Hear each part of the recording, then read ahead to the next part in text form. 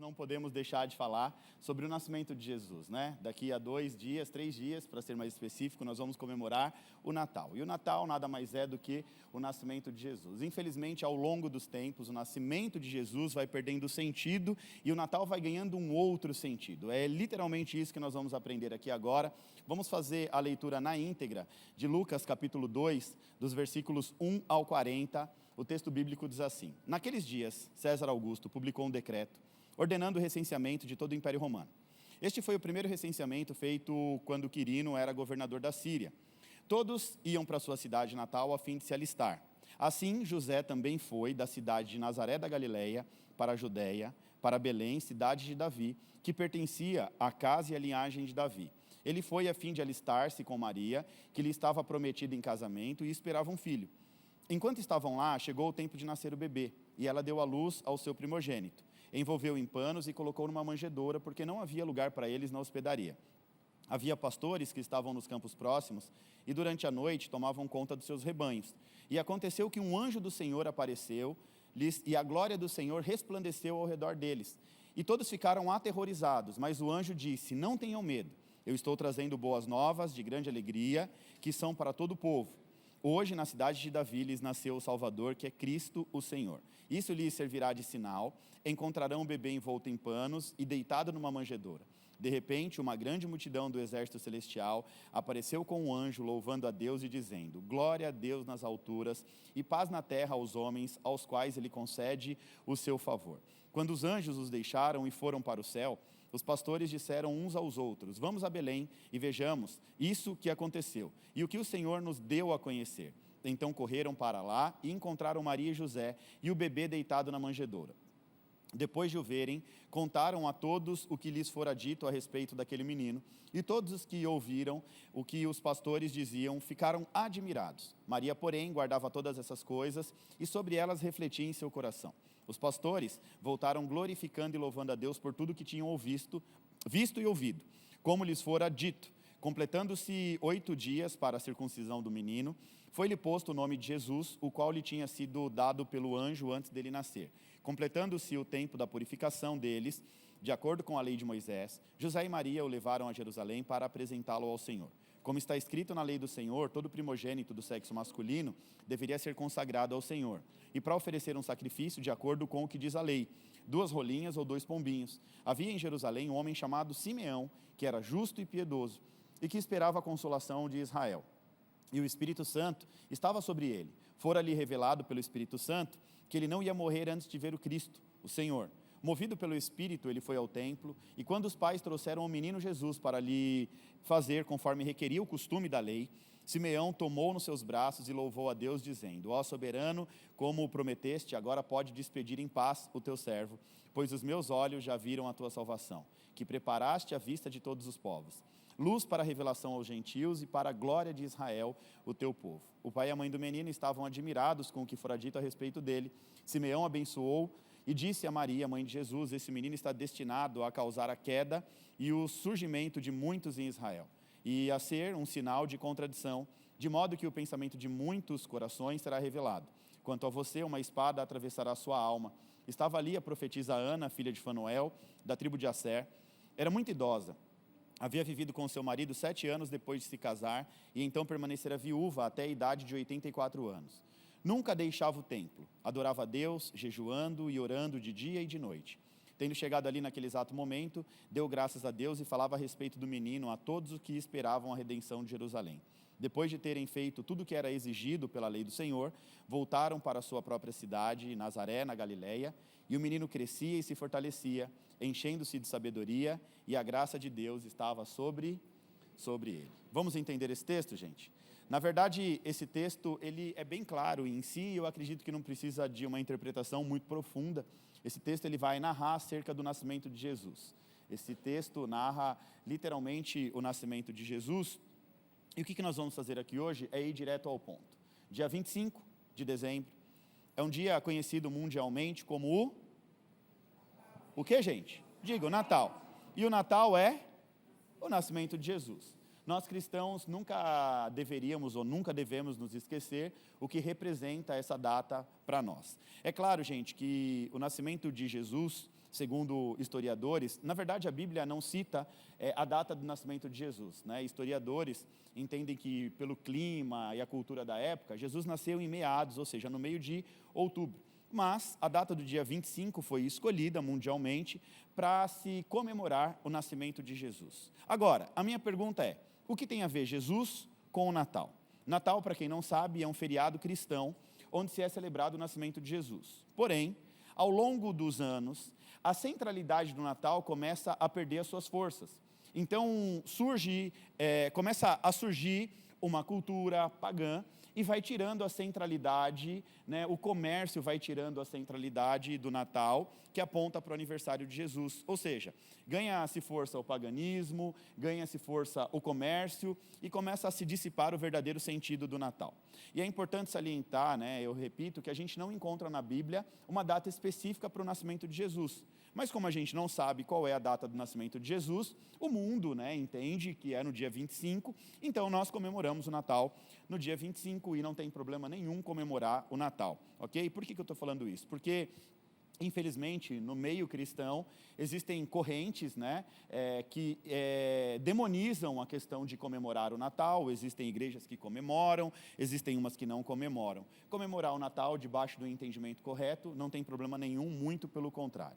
Dia 25 ele vai se tornar um dia muito especial para os cristãos, de acordo à cultura. Essa é uma data extremamente importante para nós cristãos. Ou seja, para nós, as datas religiosas mais importantes são Natal e Páscoa. O Natal aponta para o nascimento de Jesus e a Páscoa aponta para a morte e para a ressurreição de Cristo. Ou seja, na Páscoa nós trazemos o entendimento da morte, o sofrimento que Jesus fez por mim e por você, e nós celebramos a ressurreição, né, o Salvador. Então nós temos duas datas muito importantes que nós devemos sim celebrar com muito carinho, tá? Mas não nos moldes que nós estamos vivendo e vendo hoje conforme a nossa cultura ocidental, né? Então nós vemos uma Páscoa onde se comemora com ovos de chocolate, ovos de coelho. Coelho nem bota ovo, mas se instalou a ideia de se comer ovo de chocolate na Páscoa. O que tem a ver a Páscoa, ovo de chocolate, com a morte e a ressurreição de Jesus? O que tem a ver panetone com o nascimento de Jesus? Então, você percebe que ao longo dos tempos as coisas começam a perder o seu verdadeiro sentido, a gente não percebe, a gente se envolve nessa nova cultura e deixa de celebrar aquilo que é mais importante. Então, infelizmente, o verdadeiro sentido do Natal, da Páscoa, vai se perdendo ao longo dos anos.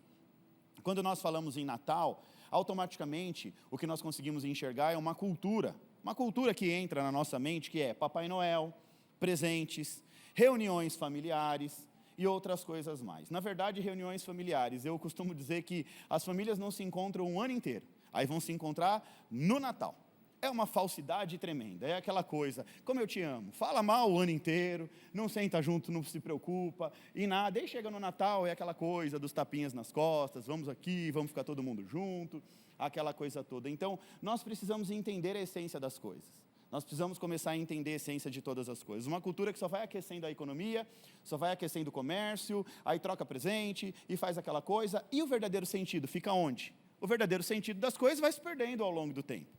Então, o dia 25 não é literalmente o dia que Jesus nasceu, mas foi o dia escolhido pela igreja para a gente celebrar o nascimento de Jesus. Então, é muito importante que ao celebrarmos o Natal, nós possamos levar Jesus para o centro das nossas vidas. Nós possamos, no mínimo, fazer uma oração celebrando o nascimento de Jesus, agradecendo o nosso Redentor, né? Agradecendo a Deus por ter enviado Jesus para que nós pudéssemos ter vida, conforme diz o próprio Jesus em João 10:10, eu vim para que vocês tenham vida e vida em abundância. Então, o Natal é tempo de celebração. Eu não estou dizendo que você não pode celebrar, que você não pode comemorar, que você não pode receber pessoas na sua casa, muito pelo contrário, é tempo de fazer tudo isso, mas entendendo o que está por trás. Qual é o verdadeiro sentido? Qual é a base do Natal?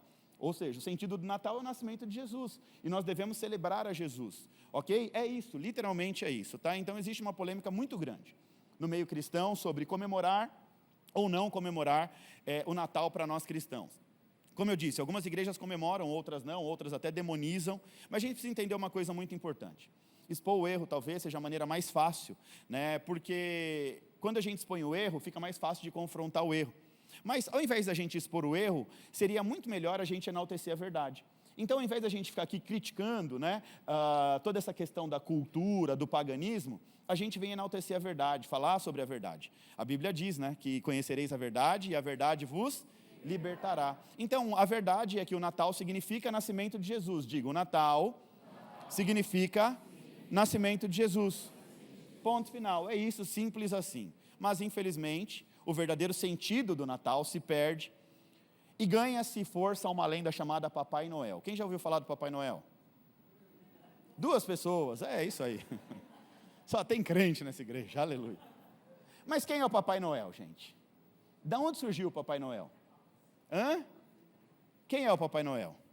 O Papai Noel nada mais é do que uma lenda criada através da vida de um homem que existiu, um homem chamado Nicolau. O nome do Papai Noel é Nicolau. Um homem muito bom, tão bom que depois da sua morte ele foi canonizado pela Igreja Católica e se tornou São Nicolau.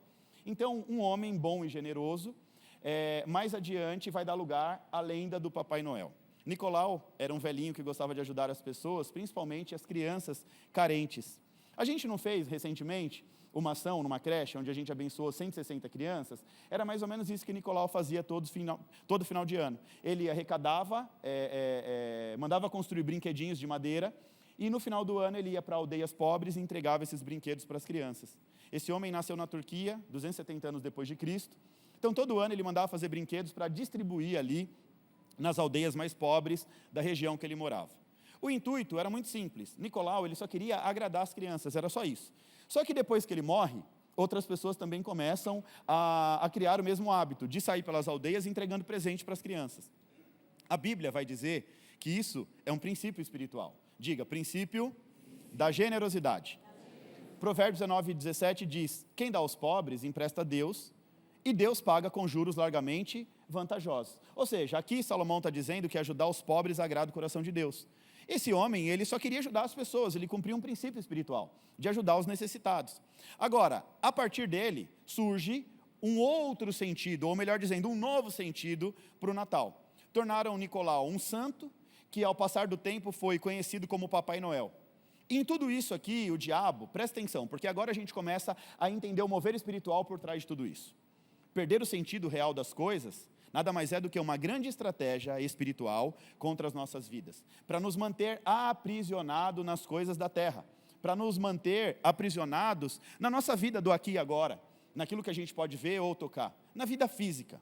Então, aqui começa uma grande oportunidade do mundo espiritual maligno, de Satanás, de desviar o sentido espiritual das coisas. Quando no Natal deveria ser comemorado o nascimento de Jesus, muitos estão esquecendo que Jesus nasceu naquele dia. E vai se comemorar qualquer outro tipo de coisa, aponta para o Papai Noel, panetone e essas coisas todas, e se esquece daquilo que é mais importante. O comércio torna Nicolau Papai Noel. A igreja torna Nicolau em santo. Uma história que começa muito boa e termina bem distorcida. O que era para ser algo extremamente importante, ou seja, uma das datas mais importantes do cristianismo, está perdendo o seu real sentido. E tudo isso é uma estratégia do diabo, de Satanás, para roubar o verdadeiro sentido das coisas. Uma data que teria o principal objetivo, engrandecer e enaltecer o nome de Jesus, perde o sentido, e assim o mundo espiritual trabalha ao longo dos milênios, deturpando o verdadeiro sentido das coisas, deturpando o verdadeiro sentido espiritual das coisas. Por exemplo, a família é um projeto de Deus. E hoje, na nossa era, o que mais se escuta é que não precisa formar família. As pessoas não querem mais formar famílias, não querem mais casar, não querem mais ter filhos, não querem mais formar famílias. Por quê? Porque aquilo que é bom, aquilo que vem do coração de Deus, o diabo ele trabalha o tempo inteiro para tirar isso do nosso coração. O Natal tem um sentido específico, a Páscoa tem um sentido específico, a família tem um sentido específico, a sua vida tem um sentido específico. Mas ao longo dos milênios, Satanás vai trabalhando e tirando isso do nosso coração. E observando a Bíblia, a gente percebe que isso é uma estratégia milenar. A gente vê o povo de Deus, na época em que as tribos são divididas, o reino do norte é um reino envolvido em paganismo, em culturas pagãs. Eles adotam aquelas culturas como uma verdade absoluta e vão se esquecendo de Deus. Cria-se bezerros de ouro, criam-se ídolos, e esses ídolos vão tomando o lugar daquilo que é original. Ou seja, o diabo, ele usa a estratégia de copiar aquilo que é bom e envolver o povo o tempo inteiro preso e fazendo com que o real sentido das coisas perca o seu verdadeiro sentido. Então aquilo que era para ser muito importante vai perdendo sentido. E as pessoas vão ficando presas em armadilhas. Armadilhas espirituais que mantêm as pessoas presas no ambiente natural. Então o maior desejo de Satanás é te manter preso no ambiente do natural. Para quê? Para que você nunca acesse uma realidade espiritual na sua vida. Para que você não acesse a sua realidade de filho, para que você não tenha direito à sua herança como filho, para que você não viva a realidade do reino de Deus para a tua vida. Então, ao longo do tempo, toda a verdade ela vai se perdendo, o real sentido vai se perdendo. E se perde por dois motivos. Cultura. A cultura entra e toma o lugar daquilo que é importante, a cultura começa a gerar um novo molde nas nossas mentes, e também a idolatria e o paganismo, começa a roubar a cena e tirar de cena aquilo que é mais importante. Ao longo da Bíblia a gente observa o povo de Deus se perdendo na cultura, e é o tempo inteiro tentando modelar outros povos, é o tempo inteiro tentando se encaixar numa nova cultura. Ou seja, Deus ele estabelece as suas leis, estabelece uma cultura de reino, mas o povo de Deus não se contenta em viver a cultura do reino e começa a olhar para a cultura de povos pagãos. E daí a pouco está fazendo as mesmas coisas. Está adorando a Deus, está adorando a Baal, está adorando a Deus, está adorando a Zira, está adorando a Deus e está fazendo o que não deve no templo consagrado ao Senhor. Então, aqui, Natal tem um sentido, que é o nascimento de Jesus. É celebração. É dia de celebração. É como se fosse uma data onde se comemora o aniversário de Jesus. Celebre o Natal com muita alegria, com toda a sua família, mas celebre debaixo de entendimento. Celebre debaixo da verdade. João 8,32, quando você conhece a verdade te... E o que isso quer dizer, pastor? Aqui é o próprio Jesus, a verdade de Deus, ensinando que o pecado tem o poder de escravizar. O pecado tem o poder de acorrentar. Mas ele, Jesus, ele é o poder que liberta, que me liberta e que te liberta da opressão do inimigo. O verdadeiro sentido do Natal está em Jesus. Agora, deixa eu entrar na ministração de hoje. Até aqui eu fiz uma introdução. Todos os anos eu explico um pouquinho acerca do Natal para que nós possamos ter entendimento. Todos os anos entram bastante pessoas na igreja e é importante que você tenha acesso ao conhecimento. Mas, na verdade, o que Deus colocou muito forte ao meu coração é que, assim como o Natal ele tem um sentido original, e Satanás ele tenta deturpar o sentido original do Natal, a sua vida também tem um sentido. Você carrega um propósito espiritual. E a Bíblia diz, desde o ventre da sua mãe, ou seja, até mesmo antes de você nascer, você já nasceu por um sentido específico. Muita gente, às vezes, acha que a vida, o nascimento, foi por acaso. Mas a Bíblia diz que nós temos um propósito intencional da parte de Deus sobre as nossas vidas. Mas sabe o que acontece? Ao longo do tempo, a nossa própria vida também vai perdendo sentido. Porque nós vamos nos envolvendo numa cultura e nós vamos esquecendo, ou melhor dizendo, tem gente que nem tem acesso, no sentido literal, da razão pela qual ela existe. Porque a cultura não deixa entender que existe algo transcendental sobre as nossas vidas. A cultura do tempo que nós vivemos não nos deixa enxergar que tem algo muito maior do que simplesmente nascer, viver, trabalhar e morrer. E tem muita gente que vive uma vida literalmente de pagar boleto. A pessoa estuda, a pessoa se desenvolve, a pessoa adquire uma profissão e dessa profissão ela vai tirar o seu sustento. Vai pagar os boletos, pagar as contas, adquirir bens, comprar casa, comprar isso, comprar aquilo. E a vida termina e tudo fica aí, porque você não pode levar um caminhão de mudança quando você morrer. Você não vai conseguir levar um caminhão de mudança. Esses dias eu estava vendo um vídeo na internet que me chamou a atenção. Um coveiro, um rapaz que trabalha no cemitério, e ele falou sobre a brevidade da vida. Ele estava dando uma aula, sobre aprender a viver a vida debaixo de um propósito. E ele disse que quando foram fazer a exumação de uma senhora, as duas filhas dela foram lá brigar pela aliança e pela corrente de ouro que estava na mãe. Não bastasse dividir a herança, ainda foram brigar por conta de um anel e uma correntinha, de ouro. E aí ele falou, olha só que interessante, nós vivemos, adquirimos os bens, morremos, e a próxima geração vem brigar por aquilo que você conquistou. Mas tudo isso, gente, faz parte de uma cultura. É a cultura da terra. É a cultura, literalmente, de se conquistar coisas, de se adquirir coisas. E nós precisamos entender que tem algo muito maior para as nossas vidas do que simplesmente adquirir uma profissão, trabalhar, pagar conta e acabou. Será que é esse realmente o sentido da vida? Trabalhar para pagar conta? trabalhar para adquirir um bem material, uma casa, um carro, sei lá, realizar o seu sonho. É esse o sentido da vida, será? Colossenses capítulo 3 diz que a nossa vida está escondida em Cristo. Só encontra a vida, literalmente, quem encontra Cristo. Assim como o Natal tem um sentido, que é celebrar o nascimento de Jesus, nós, seres humanos, filhos de Deus, também temos um sentido de vida. Ou melhor dizendo, nós carregamos um propósito na nossa essência. E esse propósito ele só vai fazer sentido quando você entregar a sua vida para Jesus. Quando você entender que Jesus é o libertador da sua alma, quando você entender Jesus como seu Salvador, aí a sua vida começa a fazer sentido. E aí você vai começar a se desprender de uma vida natural, vai viver uma vida sobrenatural, e vai viver os acessos que o sobrenatural gera de impacto no natural.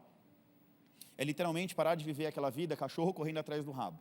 Sabe o que é isso? É uma vida que as pessoas só rodam em círculos o tempo inteiro, tentando conquistar, e a hora que menos percebe, perdeu a infância do filho,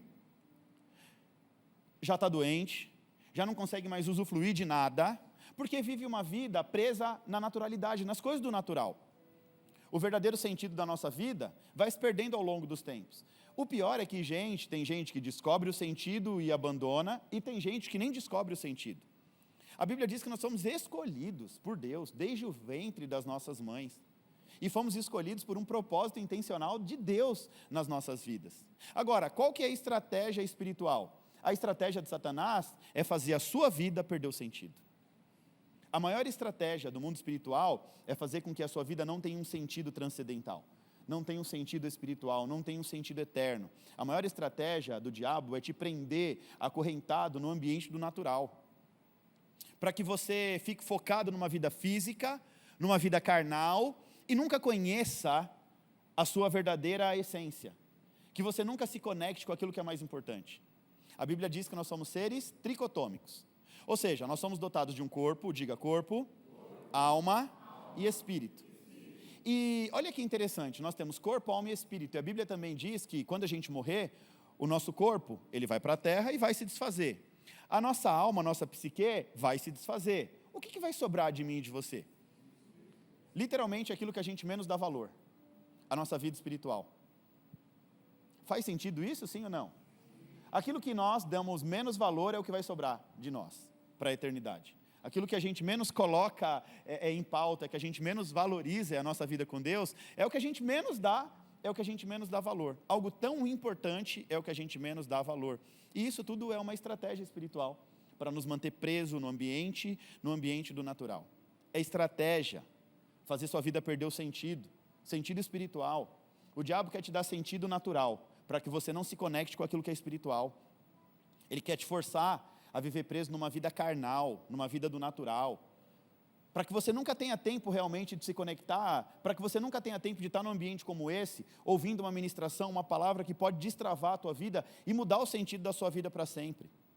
E gente, isso aqui pior ainda, porque a estratégia de Satanás é muito simples. Preste bem atenção no que eu vou te dizer. A estratégia do mundo espiritual maligno é usar a sua força, o seu talento e o seu tempo. Eu não falei o meu, eu falei o seu, ok? A sua força, o seu talento e o seu tempo para você viver uma vida sem sentido aos olhos espirituais. Ele usa o que você tem contra você mesmo. Olha como a falta de conhecimento nos mantém aprisionados. A luta espiritual é o mundo espiritual maligno usando aquilo que você tem de bom contra você mesmo para te manter aprisionado numa vida carnal e terrena. Ele usa o seu talento, aquilo que você tem. Tem gente que nasce talentosa, né? Já nasce talentosa. Tem gente que não tem tanto talento assim, ou tem um ou outro talento, e adquire talento ao longo da vida. Então, por exemplo, tem gente que é dotado de capacidade, talento natural. Outras pessoas já vão adquirindo talento ao longo da vida. E todo esse talento que você adquire, o mundo espiritual quer tomar posse para te manter acorrentado no seu próprio talento, apontando para a tua vida natural. O seu esforço e o seu tempo. Gente, se tem um bem precioso, é o seu tempo. E olha só que interessante. Ele usa tudo isso para te manter numa vida, vivendo, pagando contas e adquirindo bens materiais.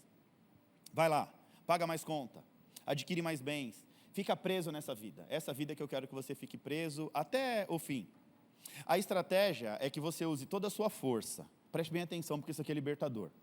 Que você use toda a sua força, todo o seu talento e todo o seu tempo para ter uma boa profissão, para pagar contas e adquirir bens materiais. Essa é a estratégia do mundo espiritual maligno contra a tua vida. Que você use toda a sua força, o seu talento e o seu tempo. O tempo é a moeda mais preciosa que nós temos. Se eu puder te dar um conselho, aproveite bem o seu tempo. Aproveite bem o seu tempo, porque nós não sabemos quanto tempo mais nós temos daqui para frente. Todos os dias eu acordo com uma certeza, eu vou aproveitar o meu tempo. Eu divido a minha agenda e eu faço um monte de coisa durante o dia. Eu aproveito ao máximo o meu tempo para cumprir o meu propósito, para ajudar pessoas também que vão vir adiante cumprindo o propósito delas. Então nós precisamos aproveitar bem o nosso tempo, aproveitar a cada oportunidade que Deus nos dá, a cada dia. Porque cada dia que nós temos a condição de acordar é uma oportunidade de Deus para a gente viver e viver uma vida plena com o Espírito Santo. Aí, gente, a vida da maioria das pessoas perde o sentido, o verdadeiro sentido, porque está condicionada a uma vida do natural, debaixo dessa estratégia. Você está pegando o seu talento, você está pegando a sua força e o seu tempo para ficar preso na sua própria natureza carnal. É por isso que as coisas vão perdendo o sentido.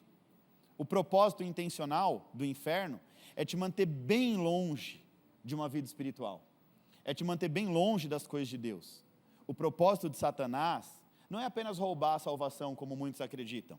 Porque além da sua salvação, ele quer te manter distante do seu verdadeiro sentido de existência. O verdadeiro sentido, o para que você nasceu nessa terra. Ele quer te dar qualquer sentido que não seja o real sentido. Ele quer fazer a sua vida ter um sentido que seja diferente do sentido que Deus sonhou para você. Ele quer que você não viva o que Deus sonhou para você. Ou seja, aquilo que Deus já preparou é justamente o que o diabo não quer que você viva. E ele usa essa ferramenta, chamada distorção do real sentido das coisas. Isso, na verdade, é um plano do inferno contra as nossas vidas. Isso é uma verdadeira armadilha do mundo espiritual contra mim e contra a sua vida. E é por isso, gente, que nós não podemos aceitar esse plano infernal contra as nossas vidas. Nós não podemos cair nessa armadilha. Amém ou não amém? Eu quero declarar em nome de Jesus que você não vai chegar no fim da sua vida com o sentimento de que você só viveu para pagar conta. Eu quero declarar em nome de Jesus que a sua vida vai fazer sentido. Um sentido transcendental para a honra e glória de Jesus. Amém? Sabe aquela sensação de que, o que eu fiz da minha vida? O tempo passa rápido, não passa? Esse ano não foi um ano intenso, um ano rápido? Esses dias eu estava comentando, eu falei, gente, o ano começou, o ano já está acabando, e se a gente não aproveitar o tempo passa e a gente não percebe. Nós estamos tão presos na objetividade do natural, essa vida maluca de acorda e faz e trabalha e vai e vem e não sei o quê, e você não percebe a vida passando. Você não percebe o seu real sentido de existência. Você não percebe, que você está deixando de cumprir o seu propósito de vida aqui na terra. Salomão, no livro de Eclesiastes, ele descobre que a vida sem propósito é uma vida vazia. O Salomão, que é conhecido como o homem mais sábio e mais rico de todos os tempos. O homem mais sábio de todos os tempos se envolve tanto nas coisas do natural, que quando chega no final da vida, ele olha para a vida dele e fala assim, eu vivi uma vida sem sentido. Eu não deixei com que o meu propósito espiritual aflorasse na minha vida e eu vivi uma vida envolvido nos meus desejos e nos meus prazeres carnais. O homem que, segundo a Bíblia, teve tudo o que ele quis. Você tem noção do que é isso? A Bíblia diz que Salomão, em tudo que ele colocou os seus olhos, ele teve. Ele não privou os olhos dele de absolutamente nada. Tudo que ele quis, ou seja, todos os seus desejos, todas as suas vontades, tudo que ele quis, ele teve. Mas ele chega no fim da vida dele e descobre que a vida que ele viveu a vida toda era uma vida vazia e sem sentido. Nós estamos falando de Salomão, o escolhido de Deus para suceder o rei Davi, o homem que agradou o coração de Deus, o homem que fez uma oferta a Deus, que fez com que Deus desse a ele um sonho, e naquele sonho, peça-me o que você quiser. Nós estamos falando de um grande homem de Deus, que no meio do caminho, que no meio do seu propósito, vai se perdendo nos seus próprios desejos, nos seus próprios prazeres da carne. Teve tudo, e chega no final da vida, e ele mesmo tem a consciência. Porque a gente vê algumas faces de Salomão. No livro de Provérbios, a gente vê um homem extremamente inteligente, um homem rico, um homem cheio de conhecimento e de sabedoria. Mas no livro de Eclesiastes, a gente vê um senhor frustrado com a sua própria vida que viveu até ali. E com o entendimento de que ele perdeu muito tempo da vida dele, preso nas coisas do natural e deixou de viver um propósito transcendental. Gente, de verdade, eu fico imaginando Deus criando o mundo. A Bíblia diz que a terra era sem forma e vazia, não é isso? A terra era sem forma e vazia. Eu fico imaginando Deus criando o mundo. Deus cria o mundo, aí Ele coloca tudo no seu devido lugar. E a perspectiva de Deus era você nascer, te criar, para você ter uma profissão, pagar conta e adquirir bens. É isso, gente? Esse seria o propósito de Deus para mim e para a sua vida? Vou colocar você no mundo aqui, ó. Criei um mundo lindo, maravilhoso. Coloquei animais, e aí você vai nascer, trabalhar, pagar conta, conseguir a sua casa própria, comprar o carro, tudo que você sonha, vai casar, vai ter uma família, e depois vai morrer, e acabou, e aí vem o próximo, e o próximo. Que sentido seria esse da vida humana? O verdadeiro sentido não é isso. Literalmente, não é isso. Não é esse o sentido da minha e nem da sua vida. Deixa eu te falar uma coisa, essas coisas não são erradas em si mesmas. Não é errado você conquistar, você trabalhar, você ter sua casa, você ter suas coisas, não é nada errado. Mas, se essas coisas ocupam o centro da sua vida, elas se tornam vazias. Ela transforma a sua vida numa vida vazia. Se a sua vida não é dotada de um propósito maior, de algo maior do que simplesmente adquirir coisas, trabalhar e ter coisas, você está vivendo uma vida vazia. Porque o verdadeiro sentido da minha e da sua vida vai transcender aquilo que é aqui e agora. Nós estamos preparados para viver o aqui e agora, mas o verdadeiro sentido não aponta para o aqui e agora, aponta para o que é eterno. A nossa vida tem um apontamento para a eternidade, para nós irmos morar com Jesus. A gente vê na igreja, não se fala mais em volta de Cristo. A igreja deveria ansiar, né, ter o anseio, o desejo de Jesus voltar para nos levar para o céu. Mas a gente está tão preocupado com a conveniência de que nos é ensinado pela cultura da nossa época. E, gente, isso aqui é muito sério, porque se a gente não for percebendo isso, a gente também se envolve nesse aculturamento que vai nos mantendo distante da realidade do reino de Deus. Porque a gente fica tão preso dos benefícios da fé, que se esquece literalmente de viver o evangelho da fé. Porque os benefícios são bons. Poxa, Deus ele pode curar, Ele pode me libertar, Deus pode trazer uma estação de prosperidade para a minha vida. Poxa, isso é muito bom. Isso não é errado. Mas se o coração da pessoa está nisso, isso se torna um apontamento para uma vida vazia. Viver uma vida digna no natural também faz parte do nosso propósito de vida. Mas não é esse nosso propósito em si. Esse não é o maior propósito. E uma coisa que é clara, gente, quem vive pela provisão perde o sentido da vida. Quem vive uma vida esperando pela provisão, pelo natural, vai viver uma vida sem sentido. Então que você acorde agora em nome de Jesus, porque a ministração de hoje é um convite para uma vida com propósito, que você desperte hoje para o seu propósito de vida e existência na terra, e que você viva esse propósito com toda a intensidade, e não mais uma vida sem sentido. Olha o que diz em Hebreus, capítulo 12, versos 1 e 2. Portanto, também nós, uma vez que estamos rodeados por tão grande nuvem de testemunhas, livremo-nos de tudo que nos atrapalha e do pecado que nos envolve, e corramos com a perseverança a corrida que nos é proposta, tendo os olhos fitos em Jesus, autor e consumador da nossa fé. Ele, pela alegria que lhe foi proposta, suportou a cruz, desprezou a vergonha e assentou-se à direita no trono de Deus. Esse texto aqui contém alguns mistérios, diga mistérios. Mistérios espirituais. E esses mistérios apontam para o nosso propósito de vida aqui na terra. Sabe qual é o primeiro mistério apontado aqui nesse texto? Esse texto fala sobre uma atmosfera de fé. Diga, atmosfera de fé. A primeira coisa que o autor fala é sobre uma atmosfera de fé. Essa atmosfera de fé nada mais é do que um ambiente capaz de revelar o seu propósito. O ambiente da fé. Aonde é que você vai descobrir o seu propósito? Deixa eu te falar umas coisas aqui. Não é na balada, não é nas festas, não é onde você acha que é. Você vai descobrir propósito no ambiente de fé, no ambiente onde a palavra de Deus é pregada. Olha o que o texto diz. Portanto, também nós, uma vez que estamos rodeados por tão grande nuvem de testemunhas. O que é essa nuvem de testemunhas, pastor? Isso aqui, esse texto se refere ao capítulo 11, que é literalmente a continuação, né? Então nós estamos aqui no capítulo 12, que está se referindo aos heróis da fé mencionados no livro de Hebreus. Abraão, Moisés e outros mais. Em outras palavras aqui, o autor de Hebreus, que é um autor desconhecido, está dizendo que a fé cria um ambiente, e nesse ambiente os propósitos são revelados. É no ambiente da fé que Deus revela propósito de vida e existência das pessoas. Eu lembro que Deus revelou o meu propósito de vida há uns 12 anos atrás, quando nós estávamos... Não, 12 não, acho que foi muito, né? É isso aí mesmo, uns 12 anos, quando nós estávamos... É isso aí, 12 anos atrás, 11, 12 anos, quando nós estávamos servindo a Deus. Quando nós começamos a servir a Deus. Na igreja, no ambiente de fé, nós começamos a servir a Deus, abrindo e fechando porta, recepção da igreja, e foi ali que Deus nos entregou o nosso propósito de vida. Foi ali que nasceu um propósito. Então, eu posso dizer literalmente que é assim que funciona. É no ambiente da fé que Deus revela o seu propósito. Às vezes a gente acha que Deus vai revelar o propósito em qualquer outro lugar. Deixa eu dar um exemplo claro para vocês. Alguns anos atrás, eu fiz alguns cursos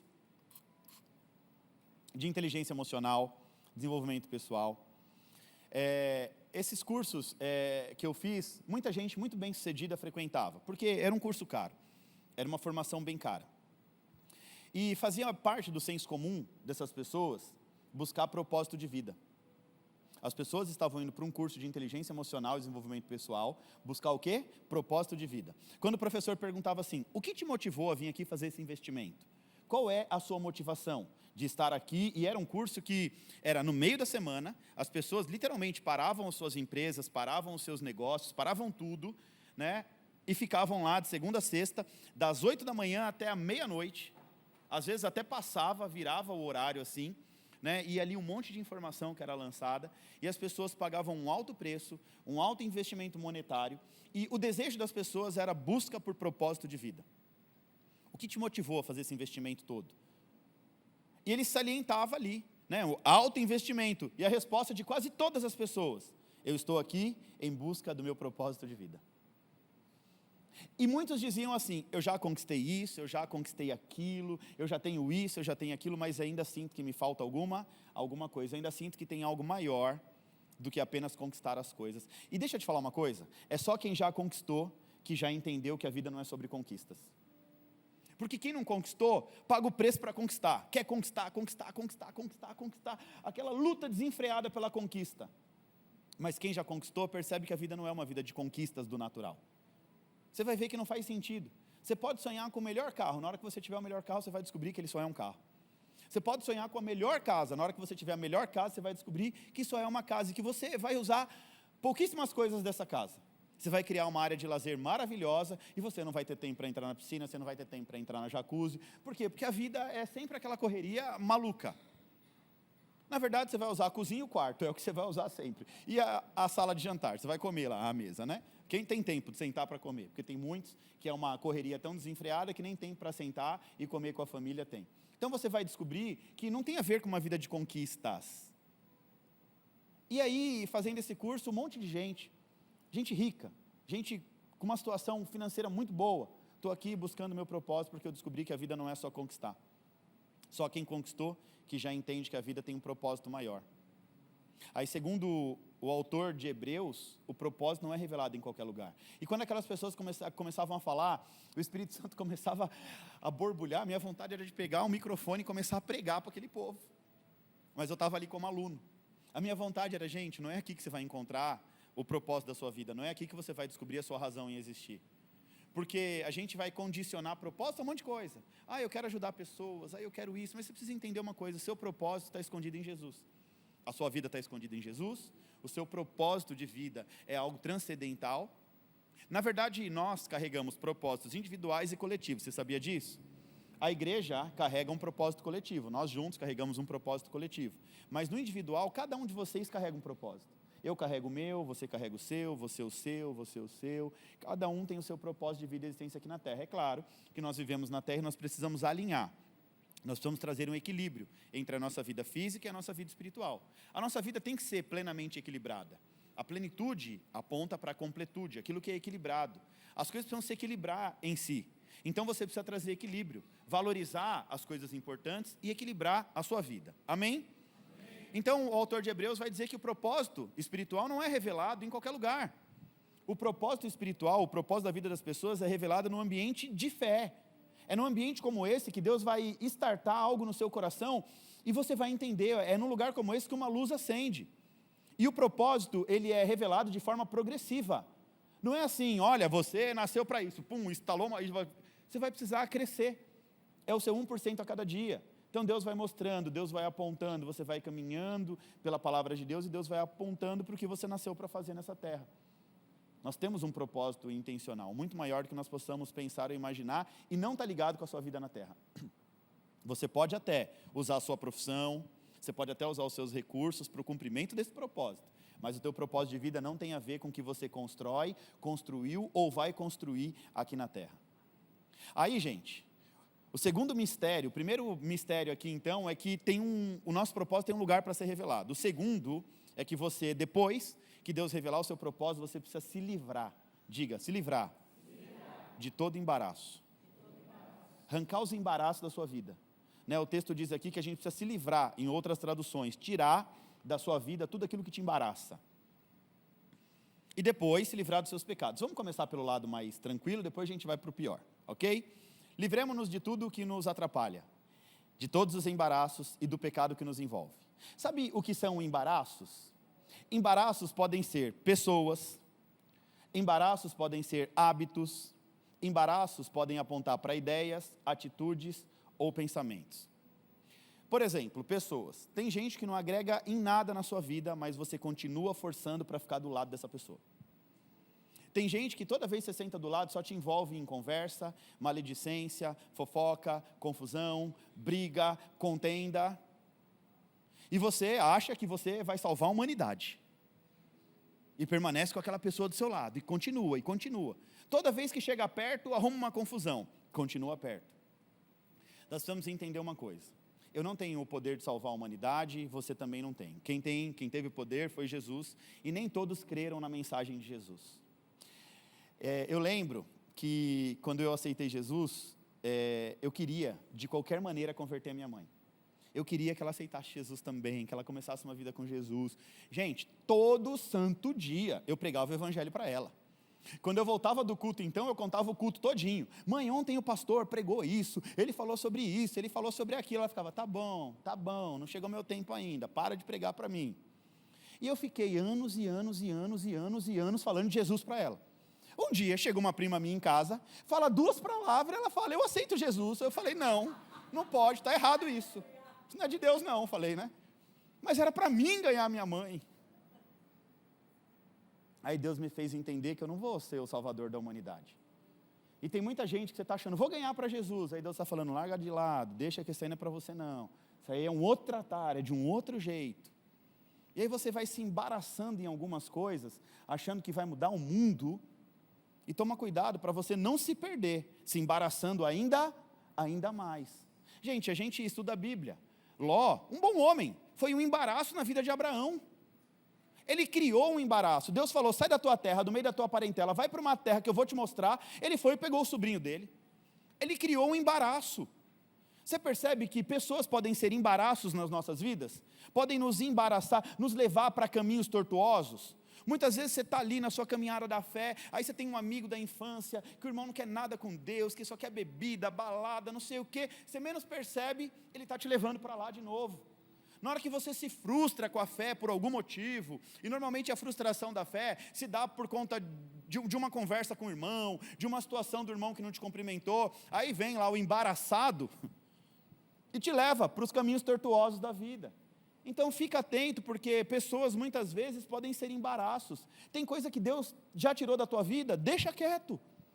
Deixa seguir o rumo dele, deixa seguir o rumo dela. Se Deus tirou, porque não era para ser. Amém ou não? Amém. Tem gente que não agrega em nada, mas você continua forçando para andar do seu lado. Quer mais embaraço? Hábitos. Aqui o negócio vai ficar estreito. Tem hábitos que te impedem de romper na vida. Tem hábito seu, hoje ainda, que está te impedindo de romper e crescer na vida. Mas você não abre mão deles. Quer exemplo? Videogame. Pode ser um embaraço na vida de muita gente. Tem gente que não quer fazer nada, porque quando começa no videogame ali, ó, e eu não estou falando de criança não, estou falando de marmanjo, viu? Ô marmanjo, vai viver um novo ciclo aí. Tem homem casado que fica... Vai, gente, caça o que fazer, crente. Vai viver o novo... pastor, não posso me divertir? Pode, se você tiver controle. É que nem comida. Comida pode ser um embaraço na vida de muita gente. A pessoa é compulsiva, não tem controle, está fazendo mal para a sua própria saúde. Aí você vê que o negócio está gerando embaraço, dá aquilo para alguém, quebra, joga no lixo. e vai viver uma vida, vai para o próximo nível, seja mais maduro. Casou, construiu uma família, larga esse videogame aí, não sei nem porque eu estou falando isso, é Jeová que está mandando eu falar. Aí, ó, as irmãs já, fala Deus.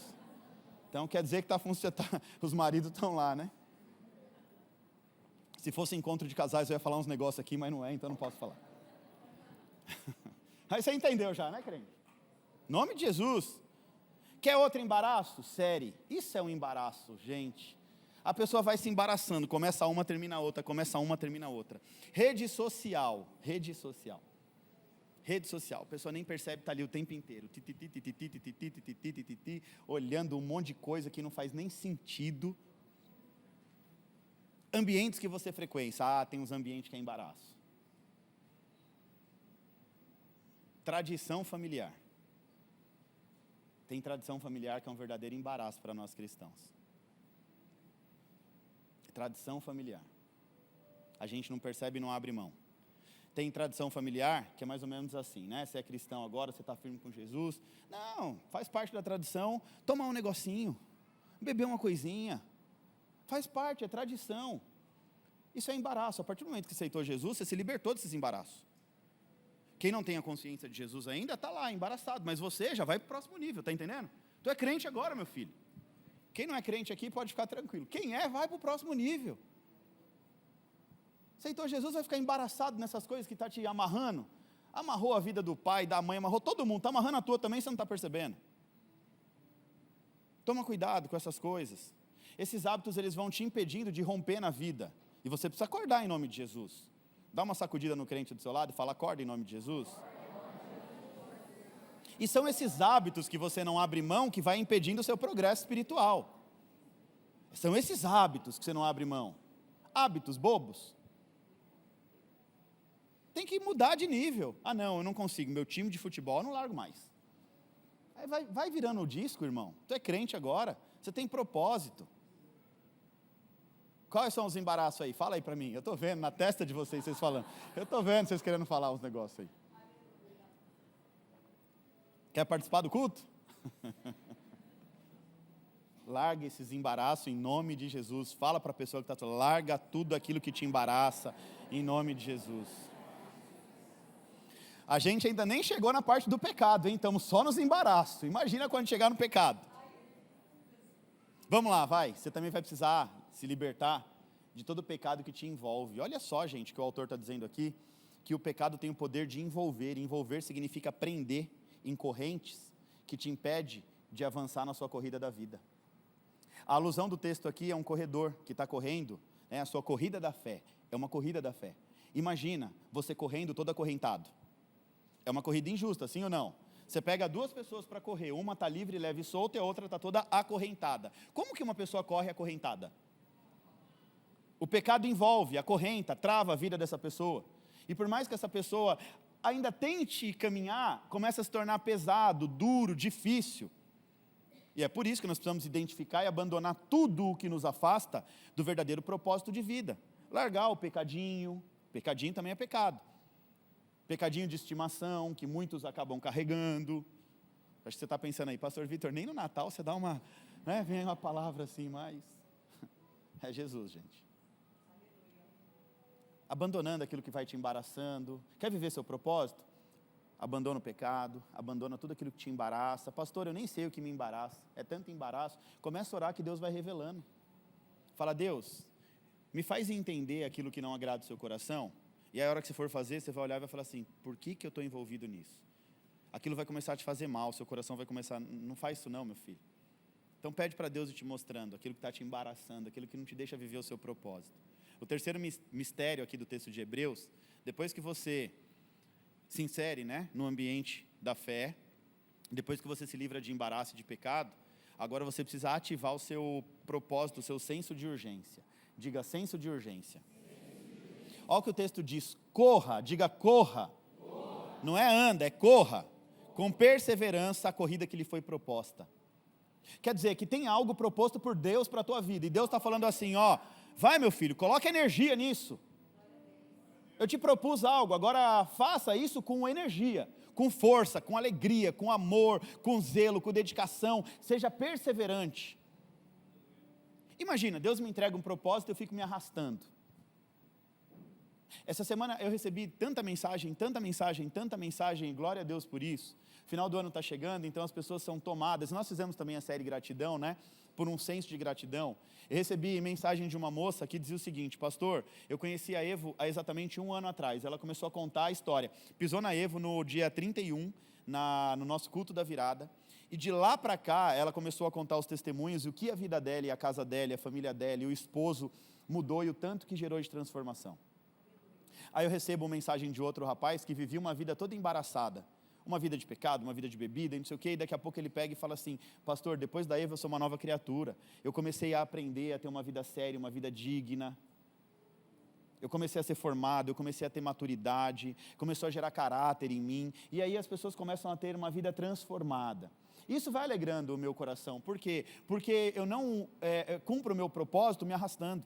Eu boto intensidade, eu valorizo, eu coloco toda a minha força para fazer a obra de Deus. Não é fazer por fazer. Não é, vamos lá hoje? Não, não é assim não. Tem dia, né, domingo que eu levanto assim um pouco cansado, eu já corro, eu vou para o banheiro, eu tomo meu banho e falo: Espírito Santo, me dá força, porque eu prometi para Deus que os meus dias com Ele seriam intensos. E é literalmente o que o autor aqui dos Hebreus está propondo para a gente. Corra com perseverança a corrida que lhe foi proposta. Deus propôs algo para você, você aceitou, coloca energia naquilo que você nasceu para fazer. Coloca energia para tanta coisa, e aquilo que é tão importante você vai deixando em segundo plano. Vai fazendo de qualquer jeito, vai empurrando com a barriga. Como diz o irmão lá: deixa a vida me levar. Essa não é vida para você não, meu irmão.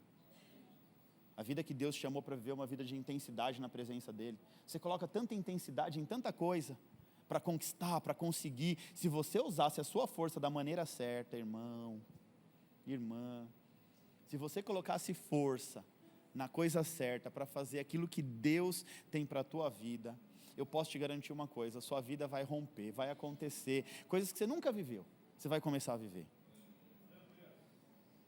Vira para o crente do seu lado e fala: coloca energia naquilo que você nasceu para fazer. Aí o autor também diz que a vida cristã não é uma corrida de velocidade. Não é quem chega primeiro, não é quem sai correndo na frente. A vida cristã é uma vida de resistência. Resistência. Resistência é igual a perseverança. Seja profeta na vida do seu irmão e diz assim para ele: continua firme, paciência, foco, determinação. As dificuldades do meio do caminho vão se apresentar, mas você vai vencer. Basta continuar firme em nome de Jesus. Dificuldade vai se apresentar. A vida é assim: dificuldade vem, luta vem, obstáculo vem, ponto de resistência normal. O que você tem que fazer? Firme. Não é uma corrida de velocidade, é corrida de perseverança. Persiste na fé, anda nos caminhos da fé. O quarto mistério aqui do texto de Hebreus, ou seja, depois de você acessar o ambiente certo, o ambiente da fé, se livrar de todo embaraço, se livrar de todo pecado, ativar o seu senso de urgência, agora chegou a hora de focar em Jesus. Não tire os seus olhos de Jesus. Fala para a pessoa do seu lado: não tira seus olhos de Jesus. Olha só, Jesus é o nosso modelo. Quem é o nosso modelo? Jesus. Muitas pessoas se perdem nos seus propósitos, das suas próprias vidas, porque tiram os olhos de Jesus. Coloca o olho no homem, coloca o olho nas pessoas, fica preocupado com isso, preocupado com aquilo. Se estivesse olhando para Jesus, não teria se perdido. Quando você coloca o seu foco em Jesus, você não cai na distração do meio do caminho. Distração. O homem é falho. O homem é falho. Nós, seres humanos, somos falhos. A Bíblia diz, né, cuide para quem está de pé, para que não caia. Nós não podemos celebrar quando uma pessoa cai. Muito pelo contrário, nós temos que ter a misericórdia, olhar de misericórdia. Porque todos nós somos seres humanos. E se nós somos seres humanos, nós podemos cair em algum momento. Agora, se o meu olho está no homem, eu me desvio na fé. Mas se o meu foco está em Jesus, eu nunca vou me desviar. Eu vou entender que o ser humano, ele carece da misericórdia de Deus, e o meu modelo principal é Jesus. Então, quando eu olho para Jesus, eu jamais vou cair na distração. de olhar, lá, o irmão está falhando, o irmão se diz crente, mas está fazendo não sei o quê. Tira o olho disso, irmão, coloca o olho em Jesus. Jesus é o seu modelo. Quando o irmão estiver fazendo o que não deve, aí você fala, ele não entendeu que o nosso modelo é Jesus, ele está caminhando aí, ele ainda está preso na carne, mas ora por ele, não critica não, ora, para que ele possa se levantar em nome de Jesus, porque quando a gente foca em Jesus, nada nos distrai. Quando a gente foca em Jesus, um vai falar de um lado, outro vai falar do outro. O que mais acontece na caminhada cristã? Isso é natural. Todos nós, eu acho que já passamos por isso. Eu recebi também uma mensagem essa semana que dizia o seguinte: pastor, o que o senhor fala é muito verdade. Eu falei, por quê? O senhor fala, né, que quando a gente começa a caminhar, o povo começa a criticar, até a família às vezes critica, os amigos criticam, e agora você ficou bitolado na igreja, não sai mais da igreja para nada. Agora todo o seu dinheiro é para a igreja, agora não sei o que é para a igreja. A gente tem que suportar, fixar os nossos olhos em Jesus. Sabe por quê? Porque se você suporta e coloca os olhos em Jesus, você cresce, desenvolve. Essa pessoa que lá atrás te criticou vai ser a pessoa que vai te procurar, pedindo ajuda para que você possa adentrar ela no caminho da fé. Esse é o fluxo natural. Você coloca o seu olho em Jesus, aí você começa a receber a glória de Deus, aí as pessoas começam a olhar para você e falam assim, gente, como mudou? Quem era o fulano antes, quem era o fulano hoje? Olha a vida dele como está. Ali era um casamento destruído, era uma casa corrompida, era uma pessoa que não rompia em nenhuma área da sua vida. Agora, olha como está a vida dele, e as pessoas vão ver uma luz em você. E essa luz vai começar a refletir. E aí essa mesma pessoa que lá atrás te criticou é a mesma pessoa que vai querer entender o que está acontecendo na sua vida. Vira para o crente do seu lado e fala assim, não se distrai, foca em Jesus. Jesus é o seu modelo. Aí o texto finaliza dizendo assim, Jesus pela alegria que lhe foi proposta, suportou a cruz, desprezou a vergonha e assentou-se à direita do trono de Deus. Sabe o que está dizendo, gente? A alegria de redimir a humanidade, a alegria de glorificar o Pai motivou a enfrentar a cruz. A alegria em enfrentar a cruz. Jesus conhecia o seu propósito. O propósito de vida de Jesus aqui na terra era redimir a humanidade. E a alegria em cumprir o propósito dele, em dar sua vida por nós, fez com que ele enfrentasse a dor da cruz. A alegria de, pelo propósito de vida dele, glorificar a Deus, fez com que ele enfrentasse todos os desafios. Está passando por luta, por dificuldade, está glorificando a sua vida, glorifica a Deus, passa por isso dando glória.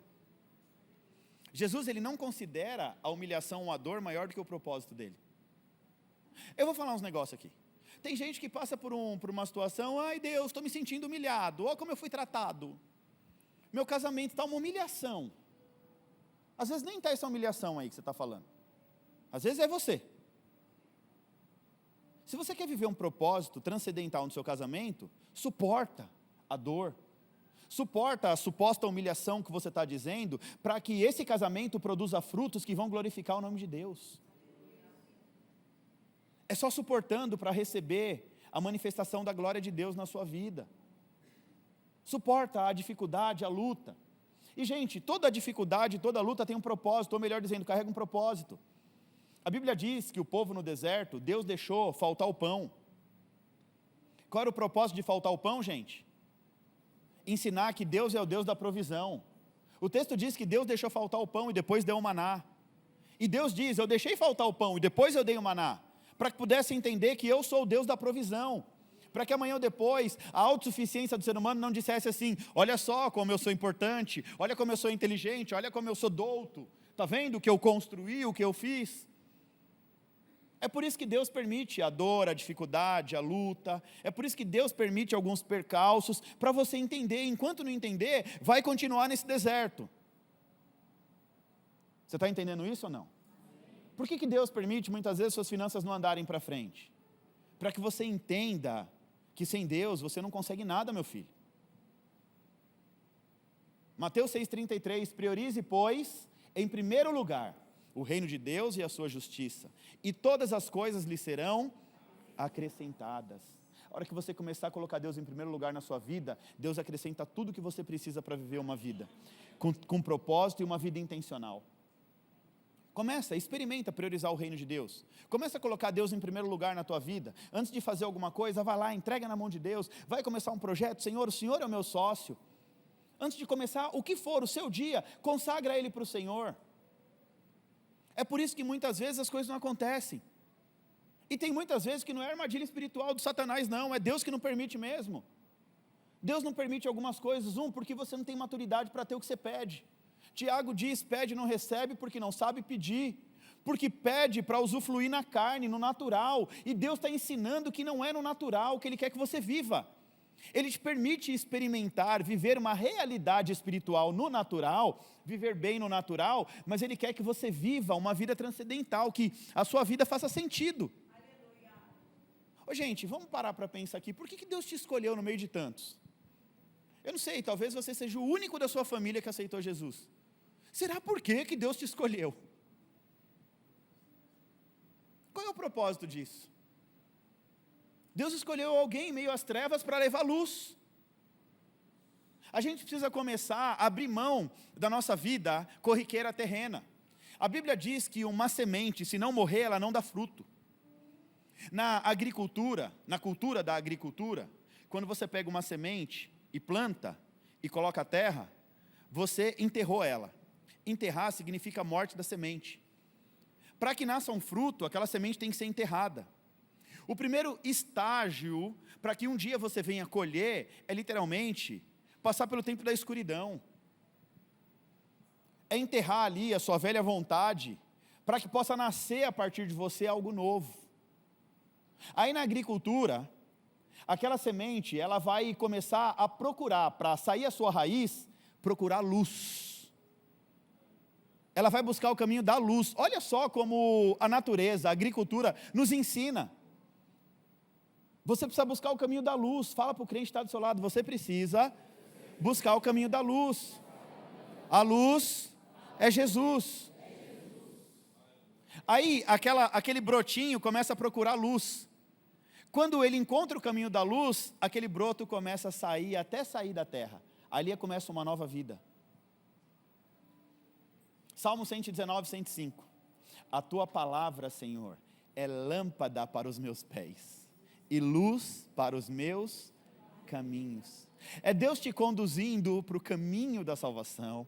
É Deus te conduzindo para o propósito que Ele tem para a tua vida. E muitas vezes nós não queremos andar no caminho da luz. Faz sentido o que eu estou falando para você, em nome de Jesus? Hoje Deus está te convidando para você viver uma vida com propósito nessa terra. Assim como o verdadeiro sentido de muitas coisas vão se perdendo no meio do caminho, as nossas vidas também vai perdendo sentido. E a gente vai deixando para depois, deixando para depois, deixando para depois, deixando para depois. E hoje Deus está nos chamando para viver uma vida com propósito nessa terra.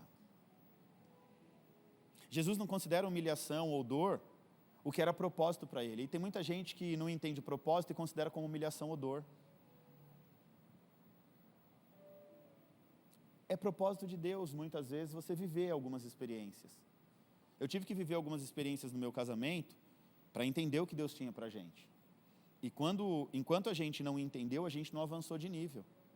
E enquanto não entende, passa de novo, até entender, até aprender. Tem que abrir o coração para um propósito intencional, não é ir largando as coisas, deixando de lado.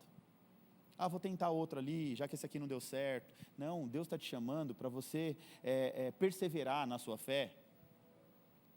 Mas antes de qualquer coisa, você precisa viver uma vida proposital. Ou seja, é um propósito intencional.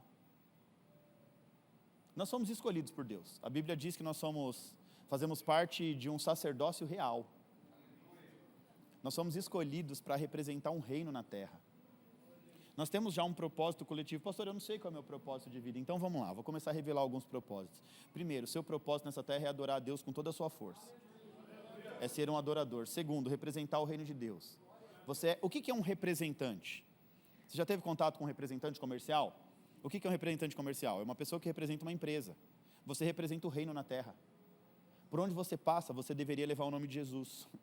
No seu trabalho, na sua família, na sua faculdade, no seu colégio. Agora, como que eu levo o nome de Jesus? Não é só proclamando o nome dele pela boca. As nossas atitudes falam mais acerca de quem é Jesus do que as palavras que saem da sua boca. Como você é na sua casa, mostra Jesus ou não. como você é no seu trabalho, mostra quem é Jesus. Porque você é representante do reino. E se você chega na faculdade e se envolve, né, nas mesmas coisas de uma pessoa natural, você não está representando, você está queimando o filme de Jesus. As pessoas vão olhar e vão falar, mas ele carrega a Jesus na essência dele, e olha o que ele está fazendo, igualzinho aos outros.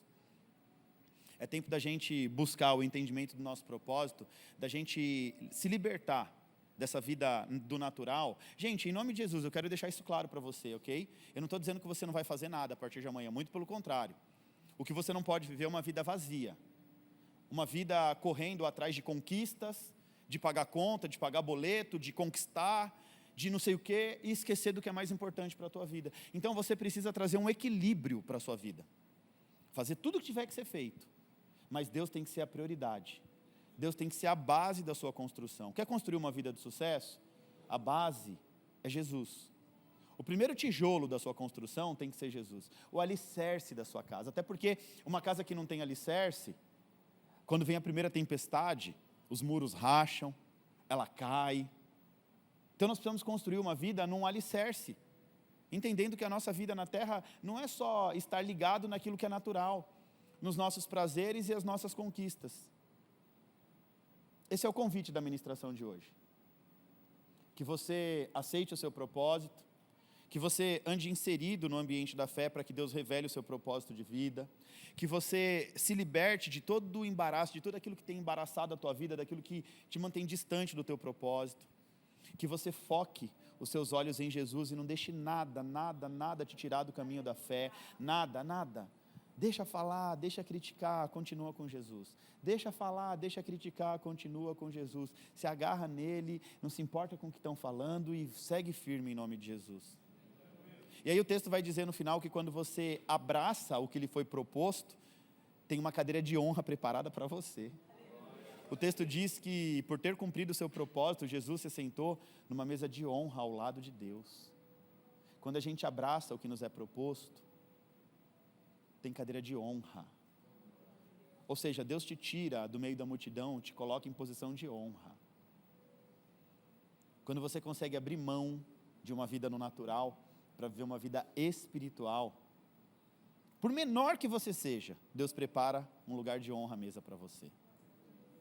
Então, assim como o passar dos tempos, o Natal vai perdendo sentido, o nosso propósito também vai sendo esquecido, vai sendo deixado de lado. Porque nós somos sufocados o tempo inteiro pelas coisas da carne. O tempo inteiro é um sufocamento, é uma coisa. Tem aquele boleto para pagar, e cadê a tua confiança no Senhor? Você precisa trabalhar, tem aquele boleto. E é tão bom, né, quando a gente cai em si. Hoje eu estava conversando com uma pessoa que disse que fez algo que num primeiro momento achou que foi bênção, mas daquela bênção passou por 2 situações delicadas, difíceis. E aí entendeu que talvez aquilo que na cabeça era bênção, não foi tão bênção assim. Aí tem gente que muitas vezes está na igreja e fala assim, Deus abre uma porta de trabalho para mim, e aí faz um voto com Deus. Tem uns irmãos que é assim, faz um voto com Deus. Se o Senhor me tirar de trabalhar no final de semana, o meu domingo agora eu vou consagrar para o Senhor. Só que passa um tempinho e esquece do voto que fez. Cadê o fulano? Cadê o Beltrano? Agora que está com dinheirinho no bolso, tchau e bênção. Se esquece do voto que fez lá atrás com Deus. Senhor, eu quero viver uma vida digna para te honrar. Aí Deus vai, tá bom meu filho, vamos ver seu coração, vamos testar esse coraçãozinho. Eu quero ganhar mais porque eu quero honrar a tua obra. Aí começa a ganhar e começa a se inflar, é tudo meu. Não ajuda ninguém, não é um alicerce no reino de Deus. Aí a Bíblia diz que Deus só dá talento para quem sabe multiplicar talento. Por que tem muita gente que não tem talento? Porque não sabe multiplicar o talento. Porque não tem a capacidade natural de administrar bem aquilo que Deus dá. É por isso que Deus não dá. Aí a gente pede coisas que vai nos sufocar ainda mais no ambiente da carne. Vai ficar preso na carnalidade, vai ficar preso na natureza humana, vai ficar preso naquilo que Deus não quer te prender. Na verdade, Deus quer te levar a um próximo nível, e você vai ficando preso naquilo que é natural. Nos seus prazeres, desejos, nas suas vontades. Aí isso vai gerando o quê? Frustração, né, para a vida, isso vai gerando frustração. E essa frustração é natural do ambiente físico, que nos rouba a oportunidade de viver uma vida com propósito, sufocado pelos afazeres naturais. você deixa sua vida espiritual de lado, sufocado por uma vida carnal, uma vida natural, envolvido em tantas conquistas, quero conquistar mais, quero conquistar mais. E aí vai chegando no final da vida, mas você não, em nome de Jesus. Chegar como Salomão e olhar para trás e falar assim, joguei uma vida inteira fora, preocupado com as coisas da carne. Chegou o tempo da gente se libertar das distrações do natural para viver uma vida com propósito. Deus tem nos direcionado, 2025, o ano do sobrenatural. Mas deixa eu falar algo para vocês aqui, e Deus usou o Mateus, cadê o Mateus? Está no Kids, está editando. Deus usou o Mateus para confirmar aquilo que Deus tinha colocado no meu coração. Ele me mandou um áudio, um jovenzinho aqui da igreja. Quantos anos o Mateus tem? 20 anos? 20 anos. Menino que ama a palavra de Deus, que é um estudioso da palavra de Deus.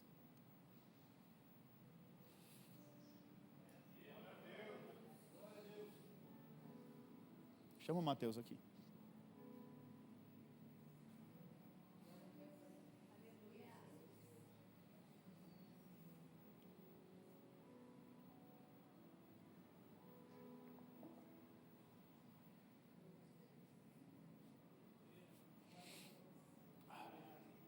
Deus, Ele tem falado que para a gente acessar o sobrenatural, a gente vai ter que descer para o nível do sobrenatural. A gente vai ter que se entregar mais, sacrificar muita coisa.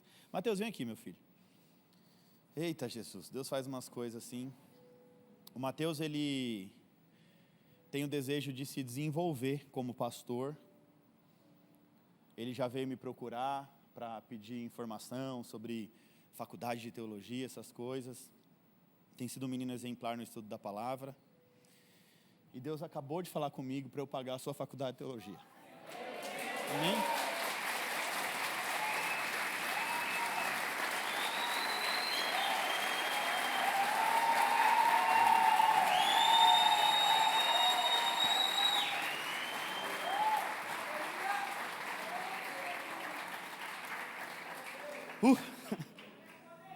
Deus te abençoe, viu? Esses dias ele estava falando comigo que o desejo dele era parar tudo para estudar teologia e viver o propósito dele. Pastor, como é que eu faço? Eu falei, Mateus, calma, meu filho. Primeiro você tem que se desenvolver, sua profissão, explicando para ele que algumas pessoas vêm de família pastoral, outras primeiro tem que construir e tudo mais, né? Uma vocação, uma profissão para depois. Mas Deus acabou de falar ao meu coração, paga a faculdade do Mateus, tá bom? Então a partir do ano que vem, não sei se você está fazendo alguma faculdade, já, se puder, ingressa, que eu vou pagar até o fim os seus estudos. E eu sei que você vai aproveitar bem isso. Amém? Eita, Jesus.